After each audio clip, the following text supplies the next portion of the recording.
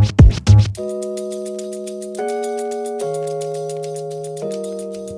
guys, welcome back to the show. Welcome back to the Iron House podcast. This is Darryl. Voice crack. My voice crack a little bit? Shit. Hey, what's up, guys? This is Darryl. And I'm Roy. And I'm Sofian.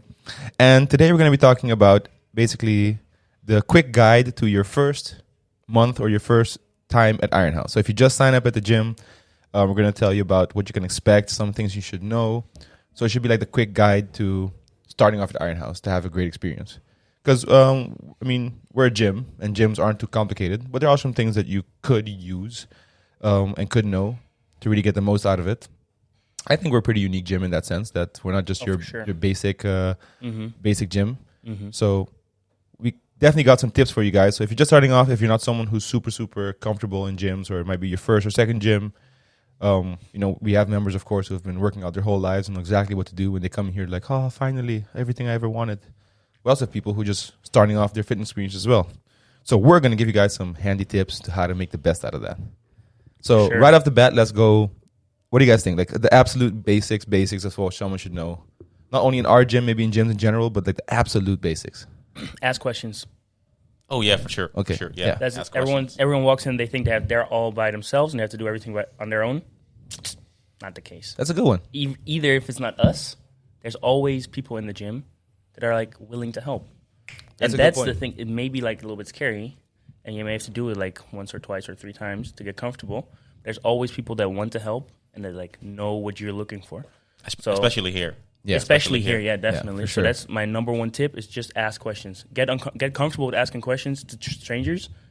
Like even outside of the gym, it's going to be super helpful. Because also just a good way to get to know your fellow members Exactly. and make friends. And connect. And I personally think that we have hundreds and hundreds of members, and we're blessed with a community of just generally nice people. We don't have real dickheads or like mean or weird, rude people. Everyone's so chill. It's either really nice people who keep to themselves or really nice people who like to chat. Mm-hmm. So either way is just, and I had someone, I think beginning of the week, asked me for a spot.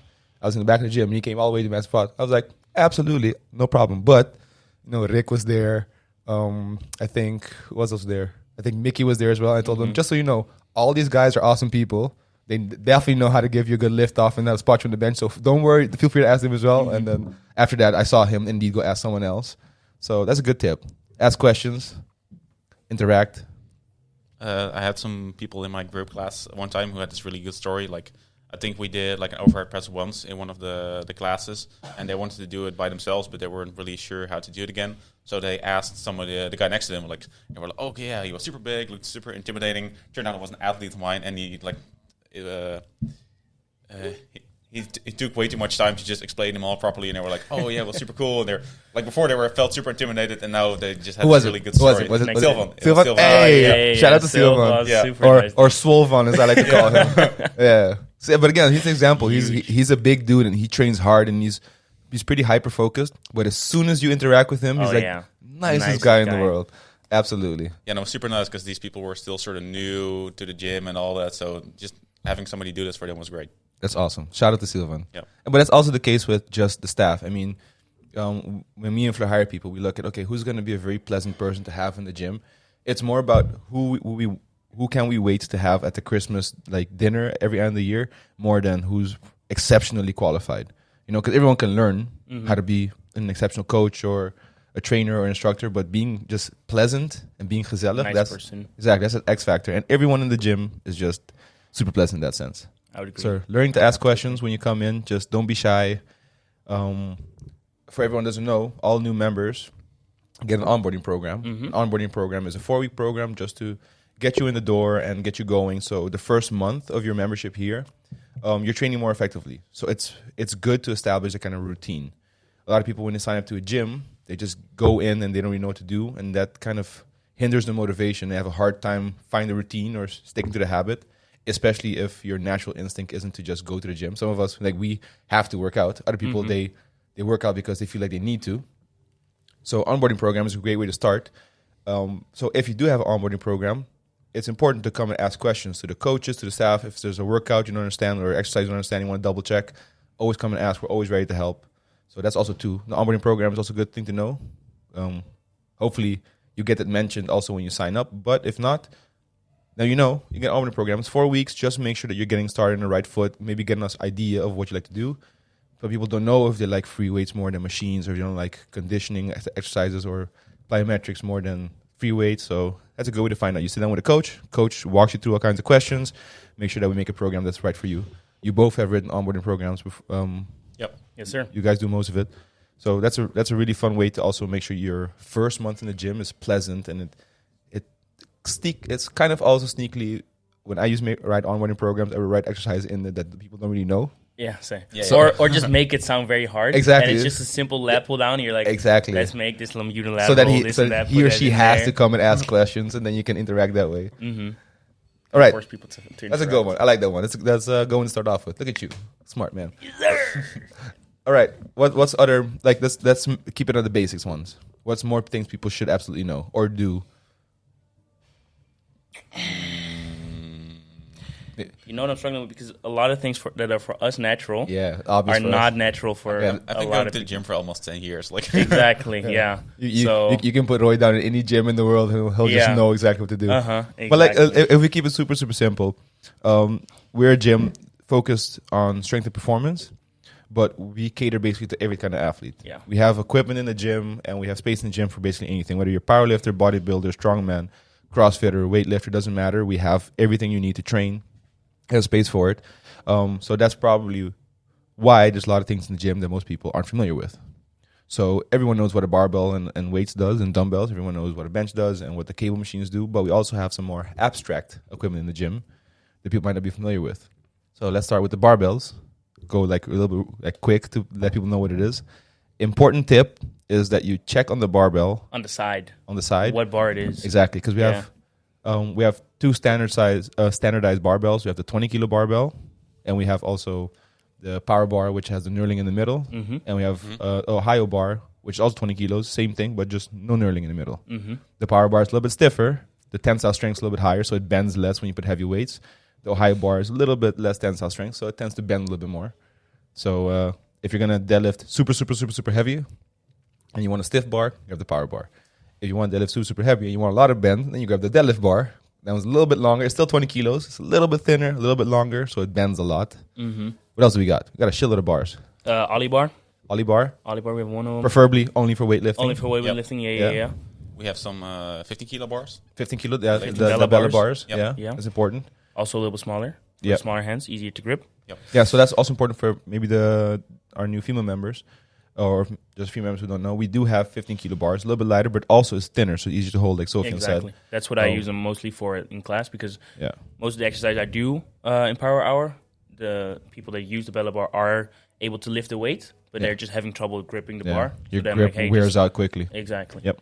I use them pretty often for the when we're benching during the powerlifting class. Yeah. As for some females, starting with 20 kilos is already like pretty decently challenging. Like they can do it, but That's quite some weight. it's like a hard set of 5 already. So we'll just start with a 15 kilo bar. They can get some easy reps in, and then You can always just add weight load afterwards. it back to 20 and still Yeah. have the Yeah, comfort exactly. of the grip size. So Yeah, that's what I do. That's we also have a safety squat bar, Yeah. and we get the question often. We should put a sticker on it. How much it weighs? It's 32.5 kilos. 32 and a half? Yeah. Okay, I thought like 37. I'm so confused every time Yeah, someone no. asks me.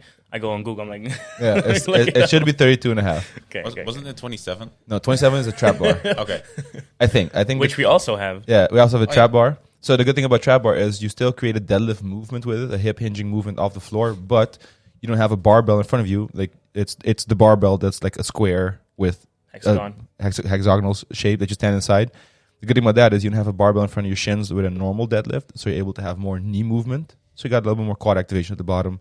You don't have to hinge as much out of the hips to create the same movement. Really great exercise for anything related to sports. So if you're doing soccer, baseball, martial arts, trap bar is a really good way to train explosivity. Yep. It's also That's what I just use it for. easier to learn. True, also easier to learn. And we have a fat bar, which is not even ours. Whose is it? Someone left it behind a long time ago.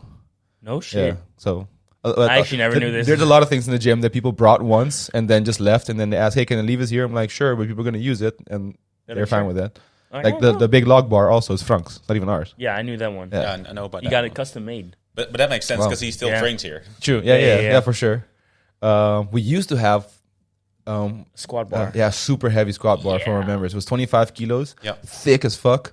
And Knurling was so aggressive, dude. It was super aggressive knurling. And for people who don't know, knurling is the pattern in the barbell that creates friction. So it's the grip on the barbell. It was the whole barbell was knurling. Yeah, it was dope. I tried squatting with it once. Same. It but was, it hurt the fuck out of my back. Yeah, it was tough. We also have a bamboo bar, which doesn't get used a lot, unfortunately. But especially if you're doing recovery work, if you're doing deload work, if you're doing technique work, the bamboo bar is fantastic. It's a good way to work. It's tricky as all hell. I've seen a lot of people wiggle themselves out of that rep for sure, including me. Yeah, but the bamboo bar is fun. I've never actually used that.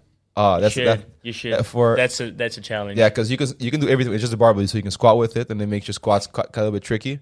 But benching and overhead pressing with it, pressing is a man. Your delts will be fried, dude. What else we have? What's it called? Multi grip. The college bar. College bar. Yeah, that's also fun. One of my favorite supersets is doing the multi grip bar. And you do light weights, but you do 5 reps on the outer grip, and then you move one grip in and do 5 reps. And then you go close grip, and you go back out. Yeah, man. Everyone I give it to, everyone comes out with a massive pump. Same pump. Because the good thing is, by the time you get to the close grip one, even though the weight's light, you already have 10 reps of fatigue. So it burns you out real quick. Yeah. I think that's most of the barbells we have, right? I think so. We have the logs. That should be about it. Yeah. We also made an Instagram post about this. Yeah, a while back. Yeah, like 2 years ago almost. Yeah. Did we make it during lockdown? Yeah, we did. Yeah, we did. Yeah, we did. Yeah, we did. Yeah, we did. Yeah, we did. So it's important to know which bars are what, so you don't do with what the power bars are meant for powerlifting, but you can do basically anything with them. I wouldn't recommend if you're not super advanced or super comfortable training to do a lot of overhead presses with the power bars, because I've seen people scratch up their nose because the barbell comes down a little bit too fast, and then knurling kind of scratches it up. So that's just something to be aware of.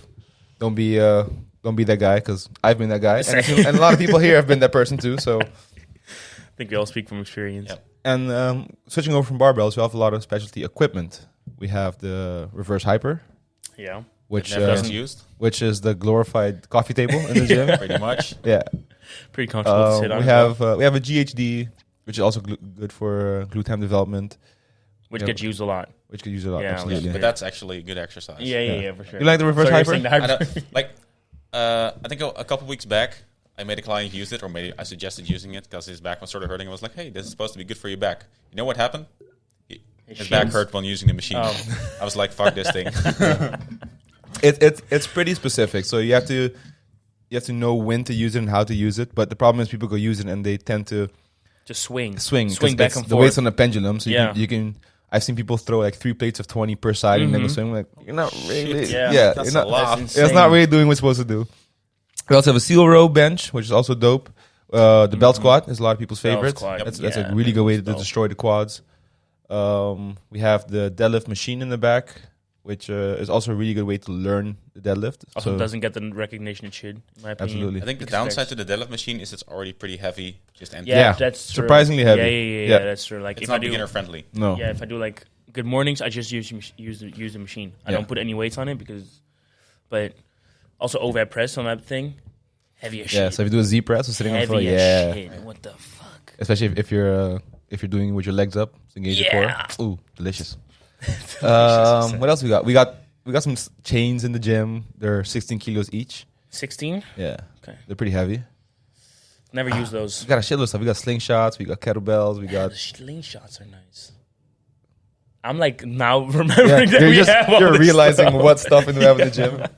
Because it's easy to come in here and just do the basics or like do the standard. Yeah. Okay, do your squats, you do your deadlifts, you do your this and that, and like your cable, and then you don't really like use the stuff. But there's also some stuff that just got a bit out of favor. Like barely anybody ever uses chains anymore. Same for slingshot. True. Like overloading just isn't that popular anymore. True. Yeah. But that's the thing with irons. We like to just have everything. So no matter who you are, if that's how you want to train, be our guest. We get a lot of visitors also from out of town. So you can tell whenever the Americans come to visit, they always use specific things. They always use the college bar. They use the slingshots. They're always on the assault bikes. Bar. Yeah, so we just like to have enough options. And we're not even close to done. I mean, my picture of the perfect iron house is a lot more specialty stuff in it. But everything in phases. We are still coming back from COVID. But the end pitch of Iron House, hopefully the end of this year, will be what I think a gym should be in completion. Like right now, it's about 65% to what I think 65? a gym. Yeah, 65 is Oh, about so what. a lot of improvement coming. Yeah, Okay. if the delivery times are nice to us. It's a big if, I think. Yeah, it's a big if. Big if. But we're also like those are all the stuff that we have. But what's more, maybe the rules someone should know. What are a bit of the do's and don'ts of being in Iron House? Well, just clean up your stuff. That's, Like which you should do in any gym. Yeah. But that's also one of the reasons people like Iron House so much, because they come from a basic fit or another gym. Like, no offense to them, like every gym is a gym, but they complain about how much everything gets tossed around or doesn't get cleaned up or put back in their place there. And you can never find weights. All the weights are different. Yeah. Also, just bring this upon yourself. Like, even if you go to a basic fit, just clean up your weights. Yeah. Just And I haven't feel good about yourself. I don't know about you guys, but I haven't been to, I think, training another gym since I started Iron House. I mean, why would I? I wish I could say that. But I don't think I've been to a basic fit in 7 years. I haven't been to Fit for Free in like 7 years. Dude. So I wouldn't really know. I see people complain on Instagram. That's all I know. Yeah, I'm complaining on Instagram every single time I go there. I went to a basic fit a while ago with my sister because she trains there. I was like, I'll go there. What you want? It was interesting. Big mistake. Interesting. Big mistake. Yeah. Going there once is just funny. Yeah, once is like just going to like a weird amusement park. Yeah. It's fun for the experience. but let's not talk too much shit. I mean, there's nothing wrong with basic fit. A lesser gym is better than no gym, and even basic fits now have power racks and they have deadlift platforms. So for sure. True. It's awesome that Lyco bars, weights. exactly. So I'm surprised. I'm happy that they're doing that, because you also need a solution for every budget. Not everyone lives close to a really good gym. Not everyone can afford a more expensive gym. So I'm happy that those gyms are stepping up their games. Which one's better now? Is basic fit or Fit for Free better? Because I think Fit for Free is a little bit more budget, right? I think basic fit is a lot better I have no idea. than Fit for Free. Never been to I've only been to Fit for Free like twice, and there's also Train More. That's also in like the same. They're in the same like tier. Oh yeah, true. So Train More, and I'm a fan of Train More.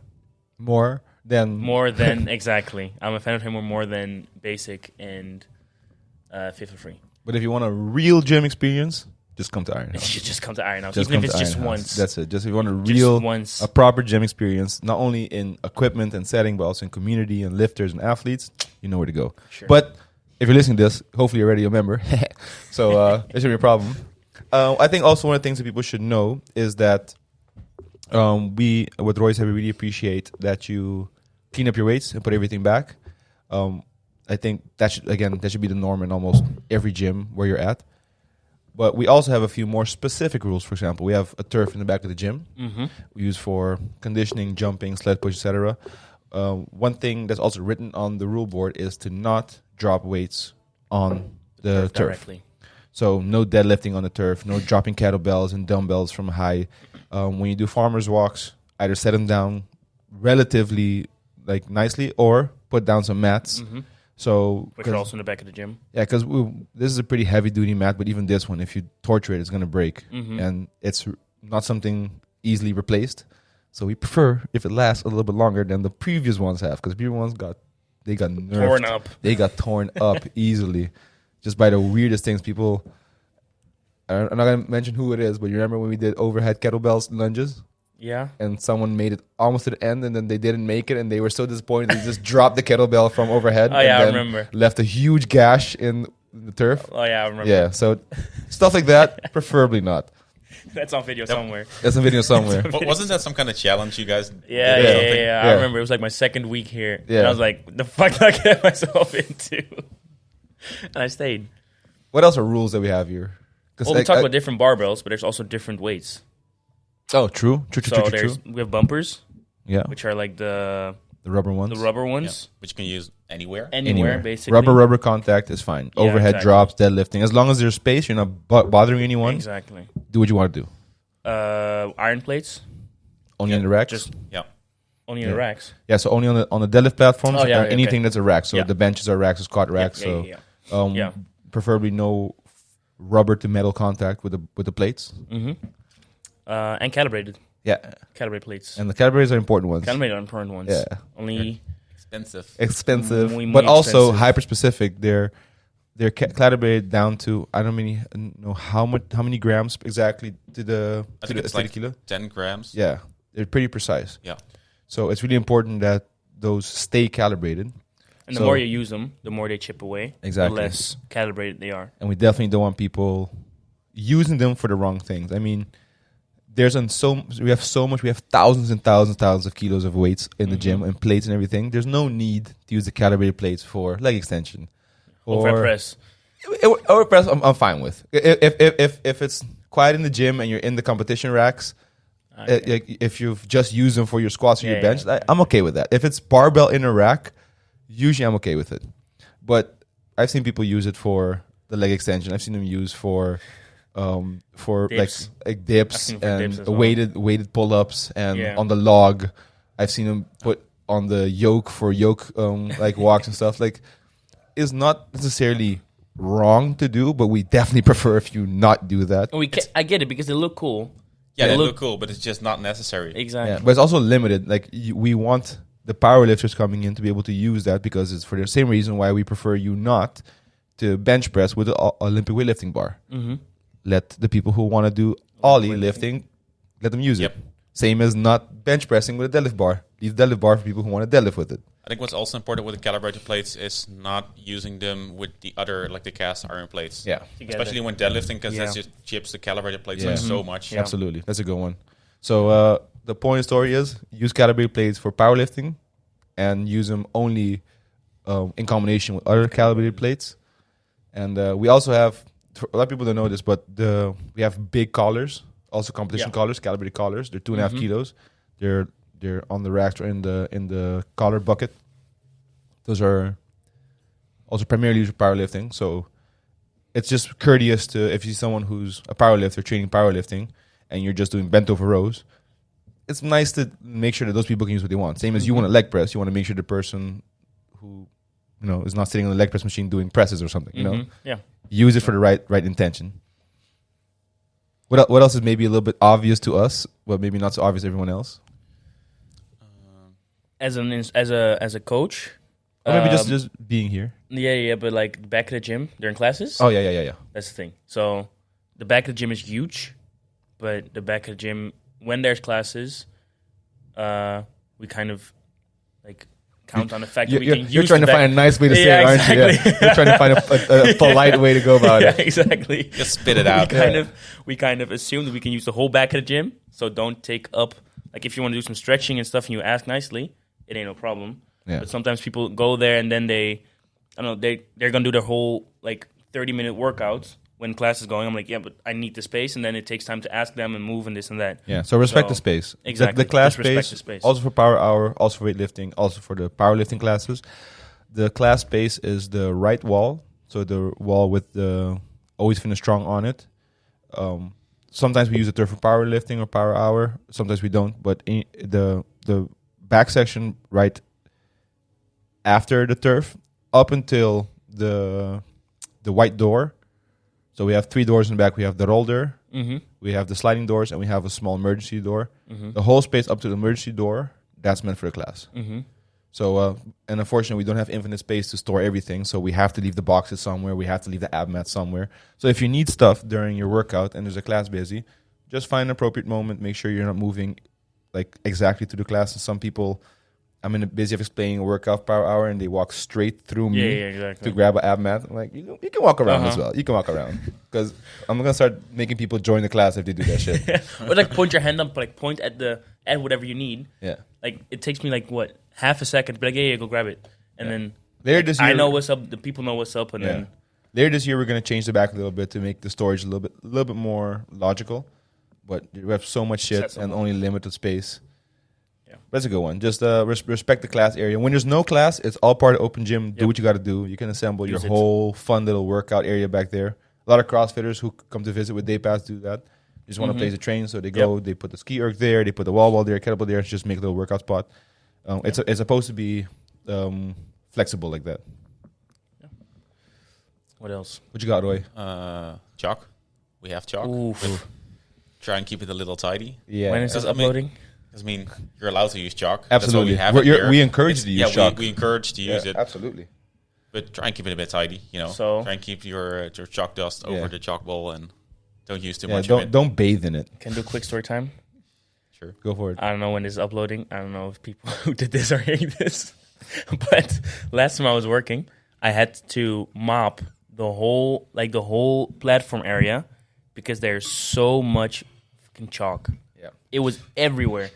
I could tell which racks they used and which platforms. And I have to say these are day passes. Yeah. Because that's the annoying thing. Like, this isn't even... Usually it's not even about new members. It's No. about, like, veteran lifters. Yeah, it's the yeah, power yeah. lifters, and I feel Yeah. ashamed. Yeah, for real. Yeah. And people just get overexcited and then they're too hyped for their lift and then they grab chalk and it breaks and then they fucking like, oh shit, it broke, and they throw it down, which poofs more fucking chalk in the air. And then they step on it. Yeah. So there were foot marks everywhere. You can see where that motherfucker went. Exactly. I'm like, I know exactly where all of you guys went. Like a detective holding, Yeah, exactly. Yes, they were here. So you like sniff it like 4 reps, 200 kilos. Yes. Yeah, so like it takes up a lot of time to clean it. And speaking of chalk, one of my biggest pet peeves in the gym is liquid chalk. I hate liquid chalk. So there's the official rule in Ironhouse is no fucking liquid chalk because one, it's unnecessary. Use real chalk. If We have it here for you. If liquid chalk is the only way you're gonna get your lift, go do something else. Use chalk like a normal person. Like if fucking rock climbers can use like normal chalk as well, there's no excuse for you with your fucking 160 half a rep deadlift. Man, hey. This dude's hating so much. Dude, I hate liquid chalk. I fucking hate That really hit a nerve. You know why? Because when we first started Iron House, we get a lot of visitors, and a lot of people used to use liquid chalk. But then we make such a mess. You know how many times I've wore my hands on knees scrubbing with a brush and oil to get the liquid chalk out of the mats or our deadlift platforms? There's still stains in the mats now from 4 years ago. It's so hard to clean, and then people step in it, and then it smears everywhere. It gets in the bar. It stains the bar. So people That's the worst thing. It stains the barbells. But that's also not how you use it. No, it's not the point. It's you put it on your hand and you let it dry, and then you go do whatever. But people just put it on their hand immediately. Fully wet hands. Yeah, whatever they want. Unbelievable. That's like No. quick guy. Liquid chalk is the bane of my existence. And we have chalk for everyone here. Yeah, just So fucking use you don't chalk. have to bring your own liquid chalk. Yep. No. So please, for the love of God, don't use liquid chalk. Just don't. Like, you don't need it. It's an ancillaritas. Normal chalk should do the If you want to trick. be liked, Yeah, with your 160 half rep deadlift. Nah, man. and look, everyone's training exactly the way they want. Like, my personal opinions about things don't matter, but you see people like just not even slinging real weight, and then they cover their whole body in chalk like they're trying to fucking hide from the sun. Now we're talking about it. Can we talk about chalk on legs, which doesn't do anything? If anything, You mean for deadlifting? Yeah. Yeah. No. So If it's okay, it's not chalk. It's baby powder. yeah. Let's have that clear. It's not chalk. It's baby powder. Yeah. So what power lifters you see in competitions or heavy experienced power lifters, people who don't know, sometimes people have trouble finishing the lift because there's friction between the barbell sliding over the quadriceps. So people put baby powder so that it's easier to slide. It's also allowed in official competitions, but it's not chalk. And so people end up. I've seen people at competitions putting chalk on their quads. Yeah. And I'm not a physicist, so I don't know if the friction coefficient will actually help or make it worse. Because, like, under tension, the chalk is supposed to create more friction. But I don't know if it's just a little bit barbell slide. Maybe it does help. I have no way of knowing for sure. But the point is to use baby powder. Yeah. Speaking of which, baby powder, do that shit outside, not in the gym, because it's also a fucking mess, and it's so hard to clean. And not everyone enjoys the fucking smell of, like, Zwitzel in the gym. So. And it takes a minute to walk to the back. Exactly. Like, and if you ask us, like, we open door, it's not a problem. We rather open the door than have baby powder everywhere because we got to clean it up. Yeah, exactly. This is quickly turning into a complaining about shit episode. And how much of this is for beginners? Yeah. But you guys are going to get scared. Let's take a small step back. Is there any more essential tips people should know? Like, let's say it's someone's first week in the gym. They want to make the best of it. They're super excited. What can we inform them? What's hanging to know? I would say just show up. Yeah, just show up. A lot of people want to go immediately 6 times a week. Or they're like, oh yeah, if I miss 2 reps in my whole workout, my whole week's fucked or my whole workout's fucked and then whatever, even if you show up just to do one set of leg extensions, then next week you're going to get used to that. So next week you're going to come twice and like just try and find the rhythm. Yeah. So don't be so hard on yourself and think that you have to like lift as many times or as heavy as everyone that walks in here. Everyone is at their own pace. So just get used to going to the gym first if that's the problem, and then get used to lifting weights, and then get used to lifting more weights, and that's just, it builds up. I like that. I agree. I think also, Boom. I think what Sofian's trying to say also with regards to, I guess getting in the culture, I call it culture because it's about your routines and habits, what's expected, unspoken agreements and rules. Getting in the culture is about exposure. You want to expose yourself to the gym and the environment enough so that you're comfortable and you can find your way. When you join a gym, especially a gym like ours, which is just a very, very warm, welcoming, pleasant place to be. Like Sofian said, we have people here who lift unhuman amounts of weights. We have professional athletes. We have high-level athletes. We also have the everyday guy or girl who is working out for their mental health or as a way of stress relief or what have you. During work break. Everyone is the same here. And you notice that also because everyone's equally decent, equally pleasant, equally nice. Some of the strongest people here are just as nice as some of the newest people or people who don't lift heavy at all. So come in, get exposed to the gym, expose yourself to the people, to the culture, get in the vibe. What Sophie said at the beginning, come in, have a chat with people, talk, ask questions, and you'll learn all the things you need to know naturally. Yeah. I think a lot of the stuff that people do here comes naturally. Yeah. Because I've never personally sat down with anyone and be like, hey, listen, you can't do this, and that. I think, but... I have, but that was a long time ago. Yeah, okay. yeah. But I get what you're saying. It's like, everything just comes naturally. Also, if you see someone do something, that's easy to like follow up and do the same thing. I like to call Iron House also a bit of a natural asshole filter. Because people... Assholes don't survive. No, because the gym, the whole vibe of the gym is just high energy, pleasant, train hard, be motivated, be excited, help each other out. And people who don't really fall into that metric tend to filter out. So you don't really have handjesgedrag or like macho shit. I have a lot of people who I've given tours in the gym, people have a day pass, and they come in and they want to act tough, and then, Romy comes in, Leontine comes in and deadlifts more than they would ever deadlift in their whole life. And they're like, I can't be the tough guy here. I'm going to go back to fit for free. Which is fine, but that's just the culture here, which for me is something I'm very proud of. And I think it also makes it such a family place to be. Mm-hmm. Everyone here feels comfortable. It's a second home to a lot of people. So we hope that if you're listening to this and you're new to the gym, that it can also slowly become a second home for you. And the way to expedite that is by asking more questions, be exposed to the gym, figure out the do's and don'ts, come ask the staff or most of the people you walk around, know the rules as well. If you're not sure, just ask. It's also, you might get an answer, and who knows, might get a pleasant conversation out of it as well. You guys got any final, quick don't do's or do's before we sign off? Nope. No? Not really.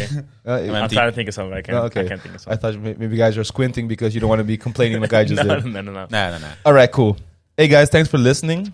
Listen to this podcast or follow us on any platform where you check out your podcast. We're on Spotify. We're on all that good stuff. There's also most likely going to be a video version of this uploaded to YouTube. So follow, subscribe, like, comment, all that good stuff over there. And let us know what you would like us to talk about. What topics are you interested in? What would you like to hear from us, the staff, or from members, or from coaches? What are you struggling with? What are stuff I would love for Roy, Sofian, and Darryl to explain this to me? Let us know. And we'll see you at the next one. See ya. Peace. Dope. Good job. 35 minutes? Yeah. Oh, nice.